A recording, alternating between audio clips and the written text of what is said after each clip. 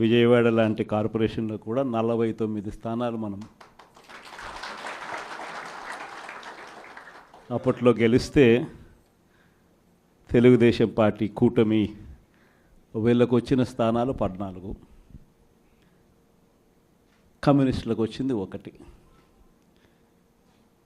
ఈ 49 స్థానాలకు మనం గెలిస్తే 64కు గాను వాళ్ళకు కేవలం 14 స్థానాలు ఉన్నప్పటికీ ఎన్నికలు అయిపోయిన తర్వాత రోజు నుంచి రకరకాల భయాలు, రకరకాల ప్రలోభాలు అదే పనిగా పెడుతూ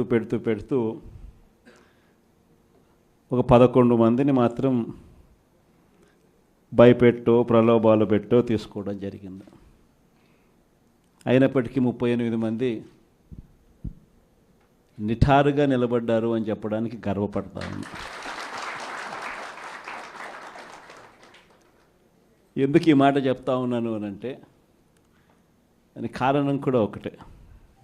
ఇన్ఫ్యాక్ట్ ఏ కార్పొరేషన్ చూసుకున్నా, ఏ మున్సిపాలిటీ చూసుకున్నా, రాష్ట్రంలో ఉన్న ఏ జెడ్పీటీసీ పరిధిలో ఉన్న ఏ మండలం తీసుకున్నా, అటు ఎంపీపీలైనా కానీ, అటు జెడ్పీటీసీలైనా కానీ, సర్పంచ్లైనా కూడా, ఏది తీసుకున్నా కూడా ఎన్నికలు అయిపోయిన తర్వాత 3 సంవత్సరాల తర్వాత లోకల్ బాడీ ఎన్నికలు జరిగితే అటువంటి ఎన్నికల్లో ఈ రకమైన రిజల్ట్స్తో రాష్ట్రమంతా క్లీన్ స్వీప్ చేసిన పరిస్థితి వైఎస్ఆర్సీపీ ప్రభుత్వం, మన ప్రభుత్వం.